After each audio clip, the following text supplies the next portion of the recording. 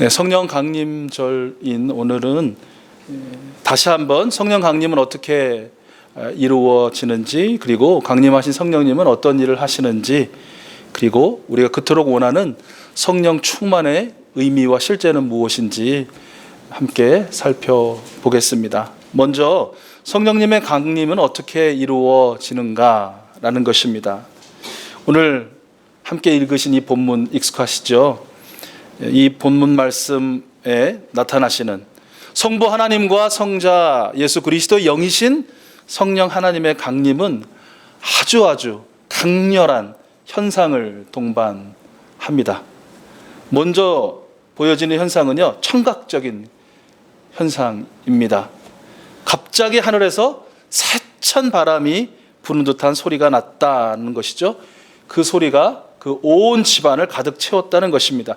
아마 여러분도 경험하셨을 텐데요, 강풍주의보 같은 것들 있을 때 문을 꼭꼭 닫고 창문도 틈 없이 잘 닫았음에도 불구하고 그 굳게 닫힌 창문 사이로, 그 미세한 틈 사이로 들리는 소리 있잖아요.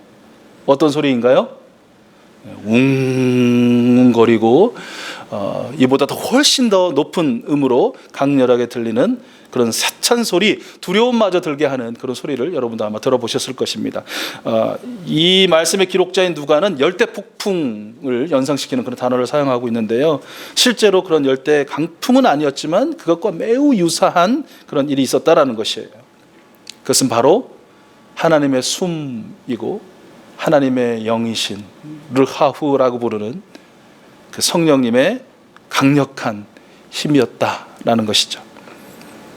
그래서 그런지 성령님의 강림을 경험하는 사람 중에는요, 어떤 분들은 막 몸을 사시나무 떨듯이 막 떠시는 분도 있고요, 그리고 아주 깊은 호흡을 이렇게 반복해서 하시는 분도 있습니다. 두 번째로 보여지는 현상은요, 이 시각적 현상이죠. 그것은 마치 큰 화재 상황에서 모든 것을 집어삼킬 듯 맹렬하게 솟아오르는, 솟구쳐 오르는 시뻘건 불길과 같았다라는 것입니다.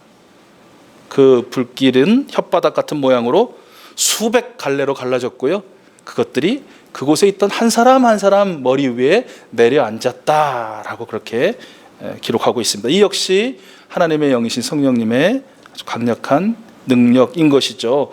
역시 그래서일지 성령님의 강림을 경험한 사람 중에 어떤 분은 몸에서 아주 뜨거운 열이 난다라고 말씀하시는 분도 있고요, 심지어 막 타는 듯한 느낌을 받는다라는 경험을 이야기하시는 분도 계셔요. 또 어떤 분은 몸에서 이렇게 빛이 나는 느낌이다라고 말씀하는 분도 계십니다. 어떤 이는 성령님의 강림 경험은 사람에 따라서 모두 다르겠지만, 그래서 느끼지 못할 정도로 일어나는 경우는 거의 없다. 다른 말로 하면 대체적으로 다 느끼도록, 무엇인가 경험되어질 수 있도록 그렇게 강림하신다라고 이야기하시는 분도 있어요. 그러나 아시죠?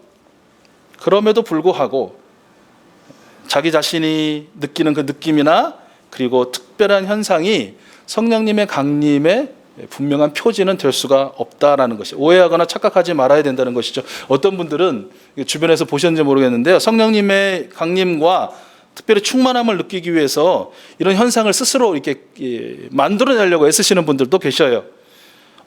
바람 소리를 흉내내셔가지고 막 막 기도할 때마다 막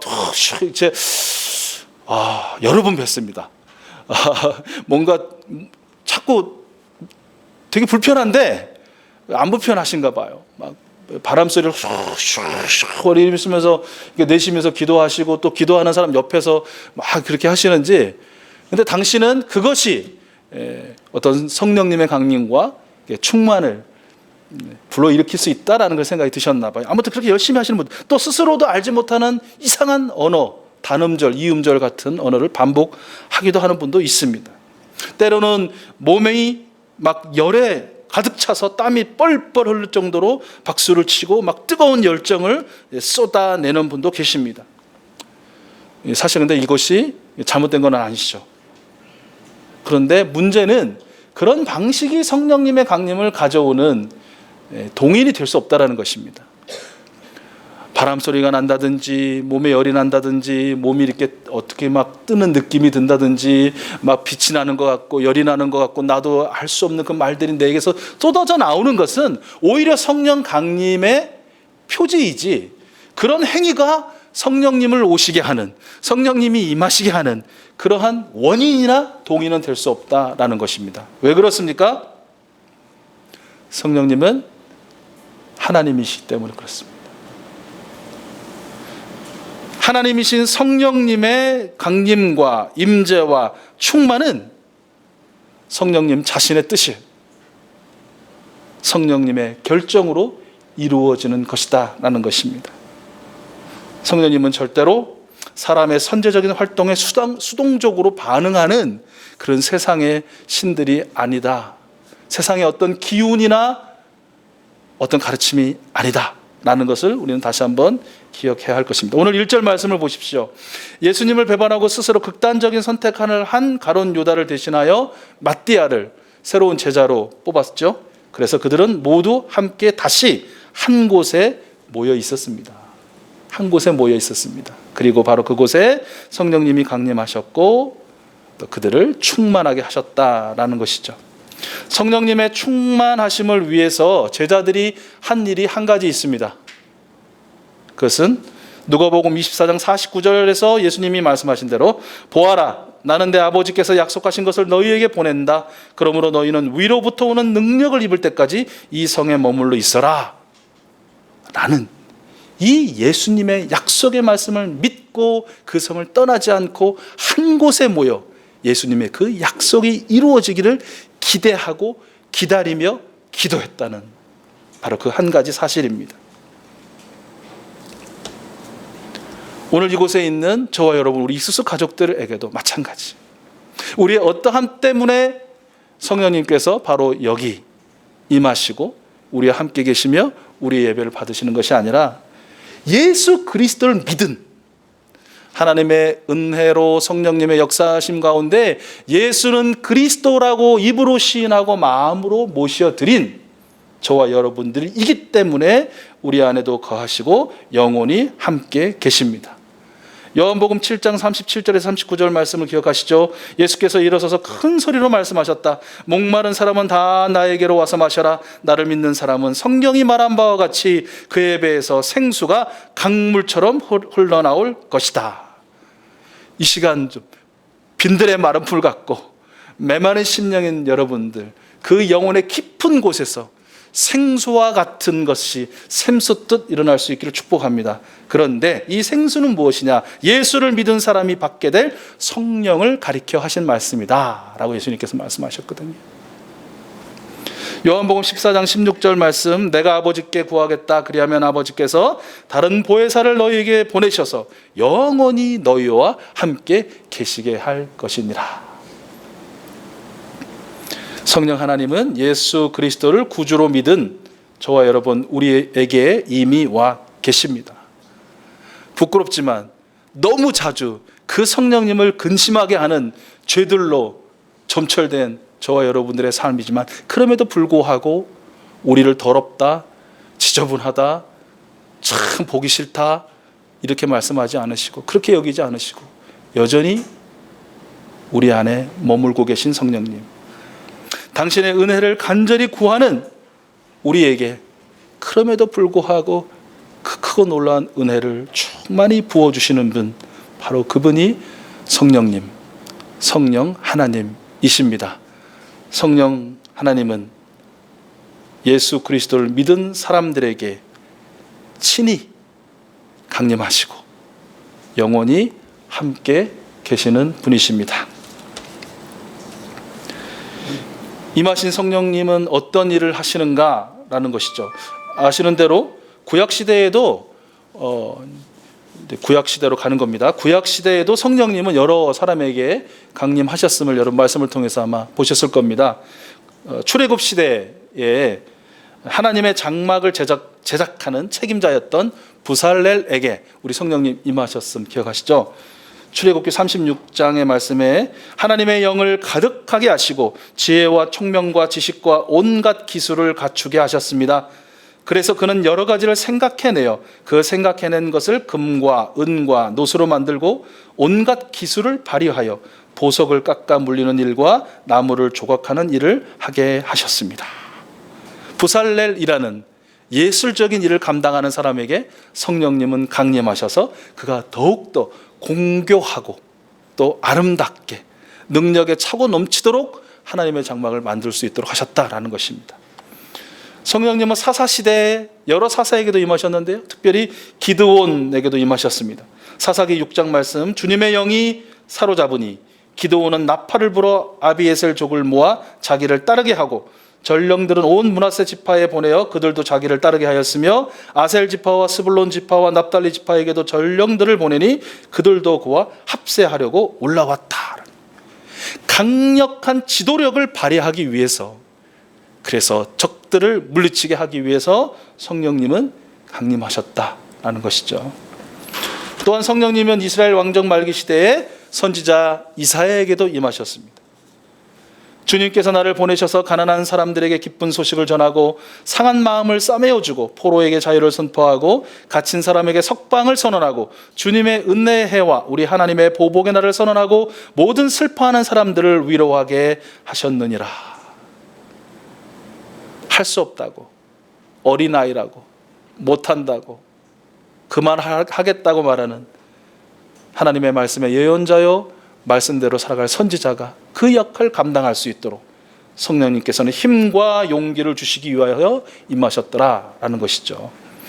어떻게 보면 성령님의 강림과 임재는 예술가들에게 영감을 더하기 위해서, 지도력이 없던 자들에게 지도력을 부어주시기 위해서, 무기력한 선지자에게 힘과 용기를 주시기 위하여인 것처럼 보입니다.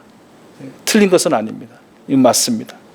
그러나 그것을 통하여 궁극적으로 이루시고자 하는 것이 있다는 것이에요.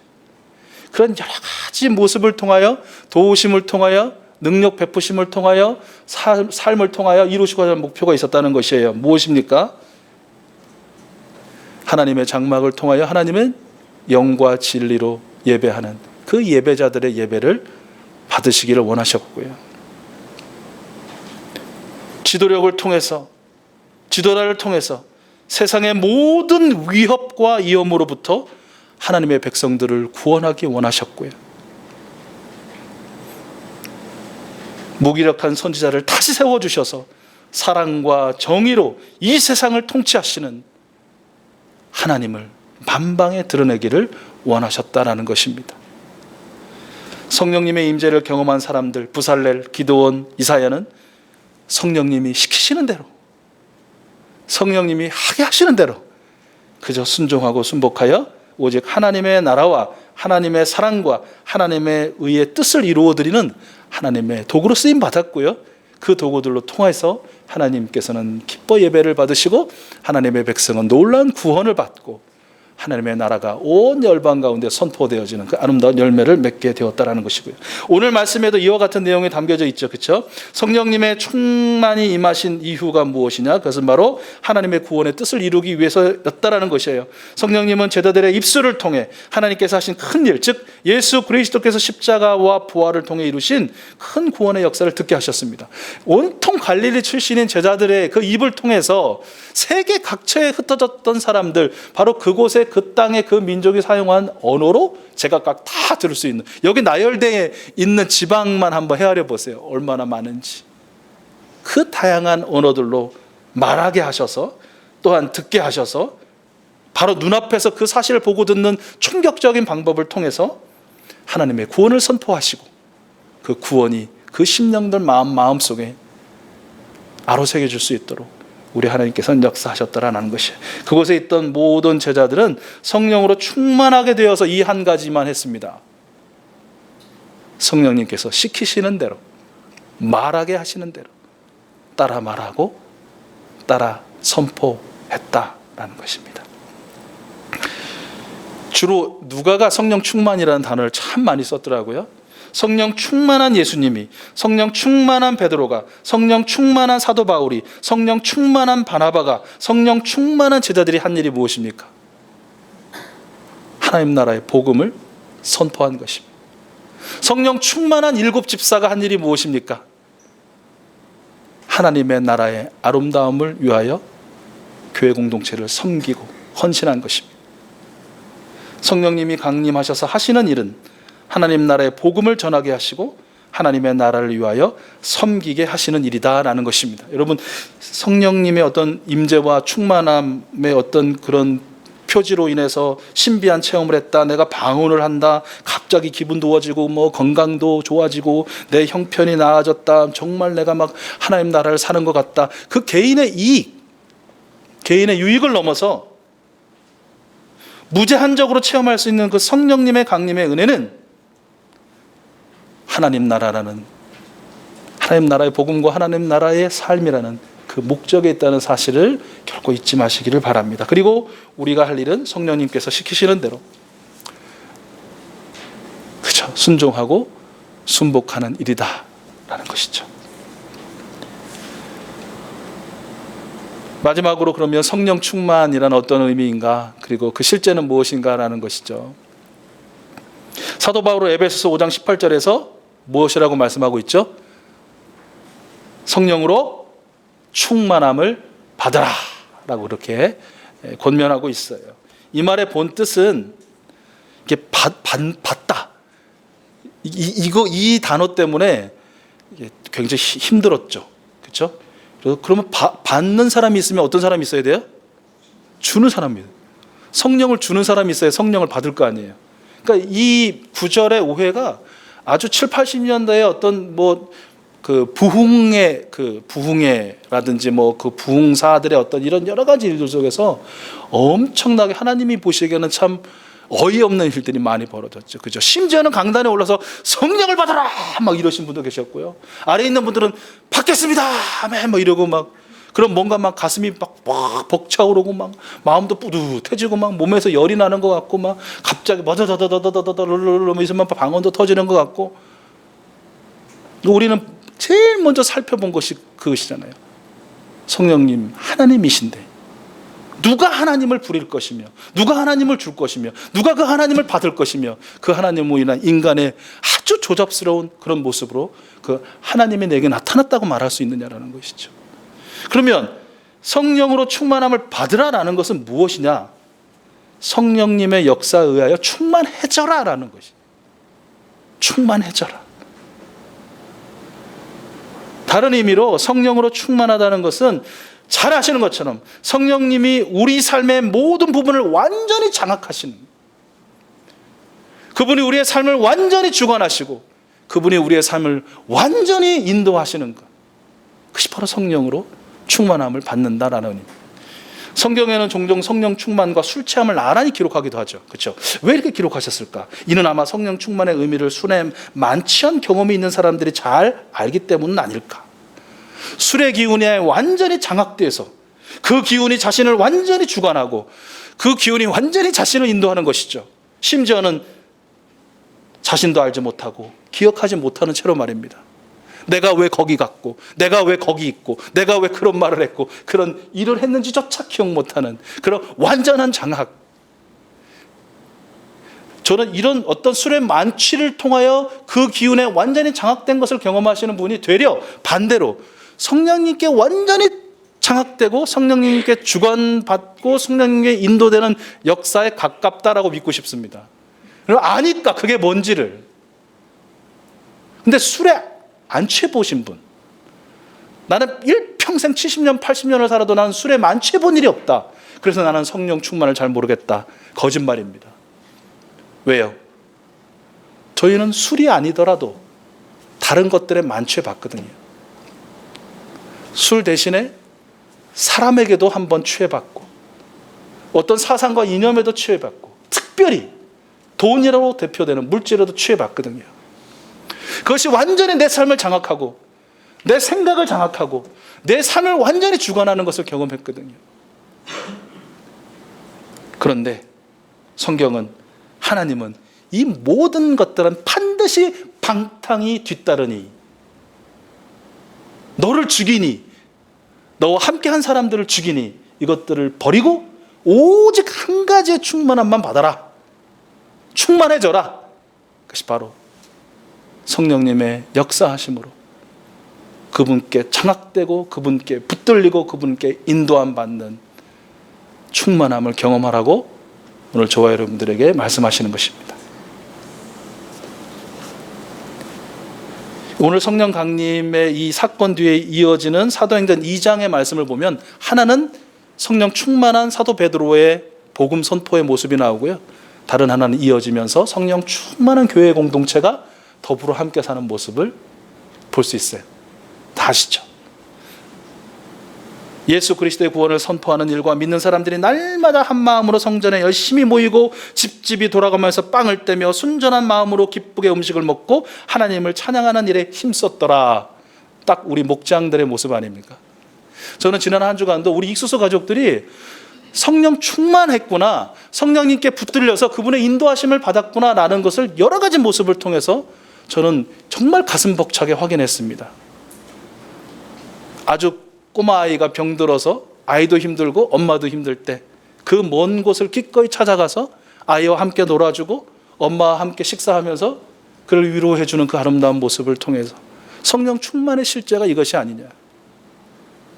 익수소 가족들을 위해서, 우리 선교사님들을 위해서, 특별히 자신의 삶들도 어렵고 우리 교회도 어려운데 그렇게 넉넉하게 선교사를 위하여 후원하고 지지하고 중보하는 그 우리 익수소 가족들, 특별히 간절히 기도하는 그 모습을 통해서 이것이 성령 강림의 실제가 아니면 무엇이냐.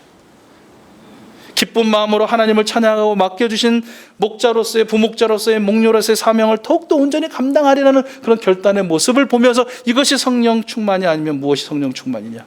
나라를 위해서 목숨을 바친 허국 영령들을 기리고 세우고 또한 더한 나라를 위한 삶을 다짐하고 나누는 일에 앞장서시는 그 모습을 보면서 또한 그것이 성령 충만의 모습이 아니면 어떤 것이 성령 충만의 모습이냐. 특별히 자기 자신의 몸이 아파서 병원을 찾는 것이 먼저일 것 같은데도 불구하고 그것을 뒤로 하고 장례식장에서 슬픔을 당하는 사람을 위해서 또 그 어려운 걸음을 하여 그를 보듬고 격려하고 그를 위로하는 그런 모습들을 통해서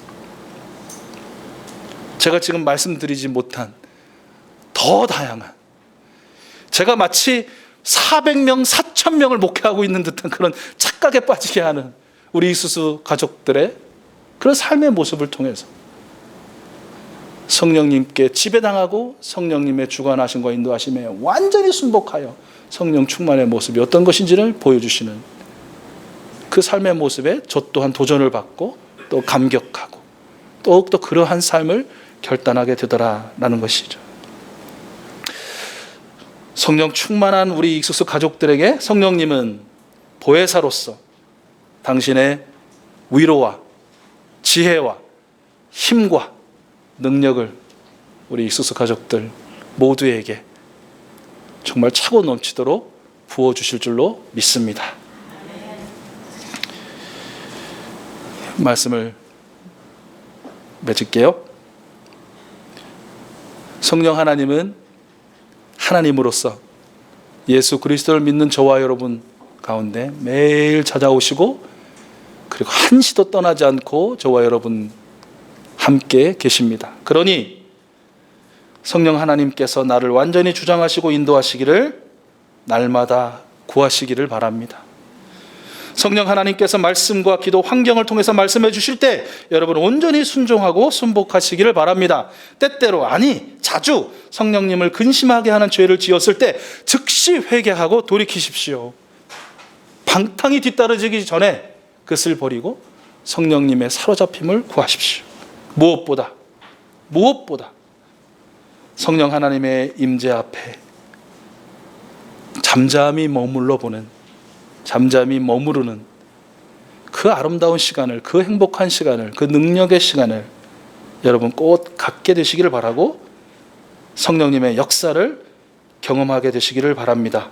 바로 거기에 우리의 참 기쁨과 참 소망과 참 믿음이 있습니다. 너무 바쁘시고 너무 복잡하고 너무 머리 아프고 너무 괴롭고 너무 힘드시죠? 그러시죠? 보혜사 성령님 그러한 여러분 안에, 제 안에 살아계십니다. 머물고 계십니다. 머물고 계신 그분 대신 다른 것 보고 듣고 찾고 구하지 않는 이 한 주간, 저와 여러분 모두에게 임하여 계신 성령 하나님의 그 위로와 그 사랑과 그 능력을 위하여 잠잠히 그분 앞에 머물러 보는 귀한 시간들이 이 한 주간 여러분 가득 있게 될 수 있기를 축복합니다.